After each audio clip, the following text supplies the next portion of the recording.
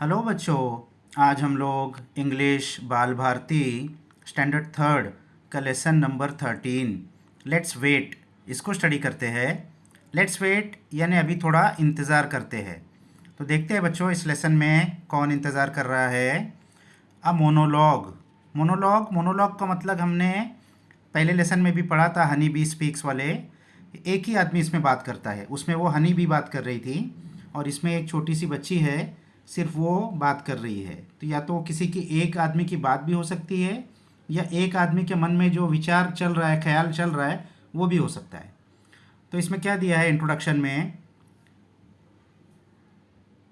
When things go against their wishes, little children sometimes feel very sad and lonely. जो छोटे बच्चे होते हैं उनकी साइकोलॉजी बताई है कि जब उनके विशेस के खिलाफ, उनके इच्छा के खिलाफ कोई काम होता है तो छोटे बच्चे क्या हो जाते हैं, बहुत सैड हो जाते हैं, बहुत दुखी हो जाते हैं और अपने आप को बहुत अकेला महसूस करते हैं। उनको, छोटे बच्चों की साइकोलॉजी का एक इम्पॉर्टेंट चीज़ क्या है, उनको हमेशा सेंटर ऑफ अट्रैक्शन बने रहना होता है, यानी सबकी तवज्जो मेरे ऊपर ही होना चाहिए, ऐसा उनका साइकोलॉजी होती है। अगर घर में कोई दूसरा छोटा बच्चा हो गया और माँ बाप का ध्यान छोटे बच्चे पे अगर ज़्यादा हो गया, ये बड़ा बच्चा है, ये अभी खुद अपने आप से कर सकता है काम, छोटे बच्चे को ज़्यादा ध्यान की ज़रूरत होती है, तो माँ बाप उस पर ज़्यादा ध्यान देते हैं। तो जो बड़ा बच्चा होता है, इसको इसको साइकोलॉजिकली इसको बहुत लोनली, बहुत सैड फील होता है कि माँ बाप अब पहले के जैसा मुझको ध्यान नहीं दे रहे। तो वही साइकोलॉजी यहाँ पर बताई हुई है। They don't realise how much the people around them love them. They don't realise, क्योंकि छोटे होते हैं तो उनको उस वक्त पता नहीं चलता कि हमारे माँ बाप हमको भी उतना ही प्यार करते हैं। It's only when they wait and think properly, जब वो थोड़ा इंतज़ार करते हैं और सोचते हैं अच्छी तरीके से, दैट दे अंडरस्टैंड इट, तो फिर उनके समझ में आता है। क्योंकि छोटे बच्चे होते हैं, बहुत जल्दी रूस भी जाते हैं और बहुत जल्दी मान भी जाते हैं, ये उनकी बहुत बड़ी खूबी होती है। गुस्सा भी हो जाते हैं, नाराज़ भी हो जाते हैं, लेकिन उतने ही जल्दी बात को भूल भी जाते हैं। दो बच्चे झगड़ा करते हैं, थोड़ी देर बाद फिर खेलने लगते हैं। तो बड़ों की और बच्चों की साइकोलॉजी में ये फ़र्क होता है। तो बच्चों की ये चीज़ हमको अपने अंदर अपनाना चाहिए। बच्चों ज़्यादा देर तक नाराज़, गुस्सा नहीं रहना चाहिए, जल्दी से मान जाना चाहिए। तो चलो देखते हैं इस लेसन में क्या हुआ अभी आगे। वो बच्ची अभी या तो बोल रही है या तो मन ही मन में सोच रही है, this is the worst day of my life. ये मेरी ज़िंदगी का सबसे बुरा दिन है। I am feeling very sad. मुझे बहुत ही दुखी फील हो रहा है। You may not believe it, आप यकीन नहीं करोगे, but I am the saddest person on this earth. लेकिन इस पूरी धरती पर मैं सबसे दुखी इंसान हूँ। तो देख रहे हैं बच्चे छोटी सी बात को कितना बड़ा इशू बना लेते हैं। तो फिर क्या हुआ आगे, अब क्या उसकी वजह है, क्यों सबसे ज़्यादा दुखी है ये। The reason is that nobody loves me. Reason, इसकी वजह यह है कि कोई मुझसे प्यार नहीं करता। अब छोटे बच्चे, साइकोलॉजी हमने बताई, थोड़ा सा दूसरे बच्चे पे ध्यान दिए तो उनको ऐसा लगता है। आई हैव अ फैमिली, हालांकि मेरी फैमिली है।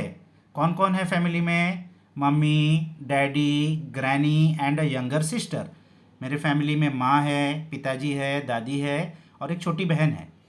I have been sitting here behind this sofa for the whole day. मैं इस सोफ़ा के पीछे छुप के बैठी हूँ, पूरा दिन हो गया है मुझको।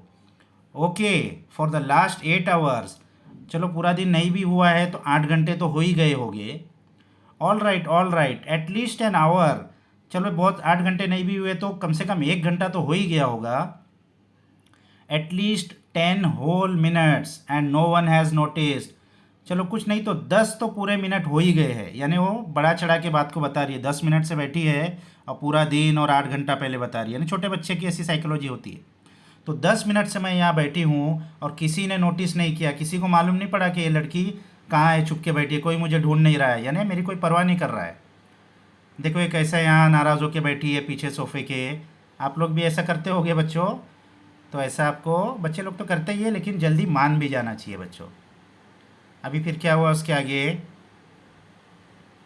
दे are all interested only in my sister. तो अब ये इसकी वजह मालूम पड़ी जो हमने ऊपर समझाई थी साइकोलॉजी, कि इन सब को सिर्फ मेरी छोटी बहन में इंटरेस्ट है, यानी अब मुझ पे कोई ध्यान नहीं दे रहा है। Even when she cries for no reason they all rush to her.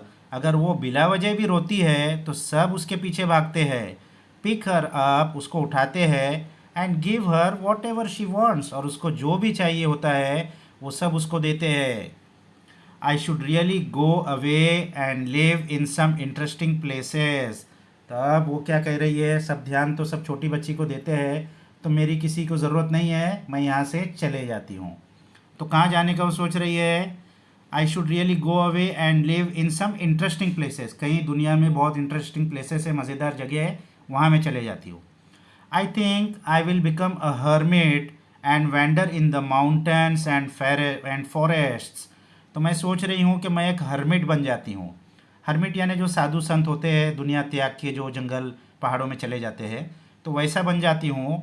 And vendor, और घूमा करूँगी कहाँ? माउंटेन्स एंड फॉरेस्ट, जंगलों में और पहाड़ों में घूमते रहूँगी। I will eat the fruit on trees and make friends with birds and animals. तो झाड़ों पर जो फल लगे होंगे वो तोड़ के खा लिया करूँगी, और दोस्त किसको बनाऊँगी? बर्ड्स एंड एनिमल्स, यानी परिंदों को और जानवरों को अपना दोस्त बना लूँगी। यानी बच्चों को तो सब आसान ही लगता है काम। और क्या सोच रही है वो? और I could ride away on a camel and live in a desert. या तो ऐसा करती हूँ कि एक ऊँट पर बैठ के चले जाती हूँ और रेगिस्तान में जाके रहती हूँ, डेजर्ट रेगिस्तान। At night I will sleep in a tent. तो रात हो जाएगी तो रेगिस्तान में एक टेंट लगा के उसमें सो जाऊंगी। और better still I will travel to the North Pole. और इससे अच्छा तो ये होगा कि मैं सीधा नॉर्थ पोल पे चले जाती हूँ। And live in an igloo made of ice. और नॉर्थ पोल में जाके कहाँ रहूँगी? इग्लू में, जो बर्फ़ का बना होता है। इग्लू आपको या तो अभी या तो बाद में ज्योग्राफी में आएगा बच्चों।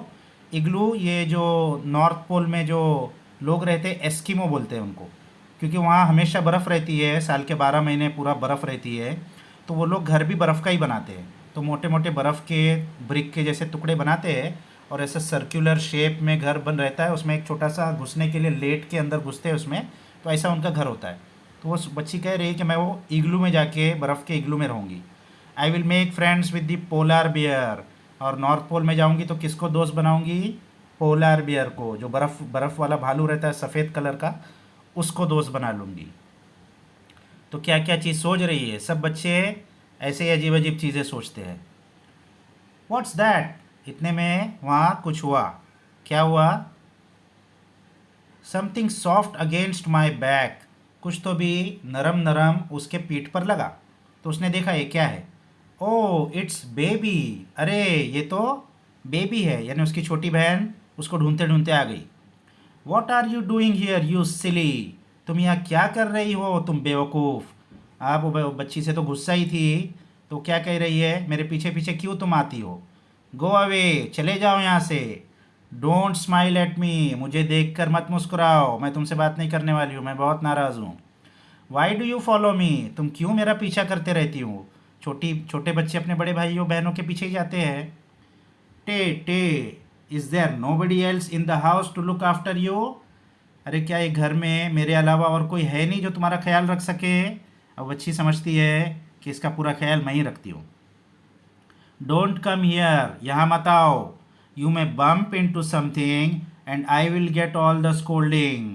यहाँ तुम घुसने जाओगी सोफ़ा के पीछे, बम्प इन टू समथिंग, किसी चीज़ से टकरा जाओगी, और रोगी तो फिर मुझे ही डांट पड़ेगी, तुमको तो कोई नहीं चिल्लाएगा। Why do you have to do everything that I do, copy cat.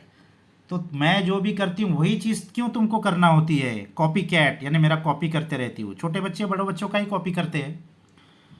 फिर अब उसको समझ में आया, अब उसका गुस्सा चिल्ला पुकार के और ऐसा सब सोच के गुस्सा उसका ठंडा हो गया। हमने बताया था छोटे बच्चे जल्दी गुस्सा होते हैं और जल्दी मान भी जाते हैं।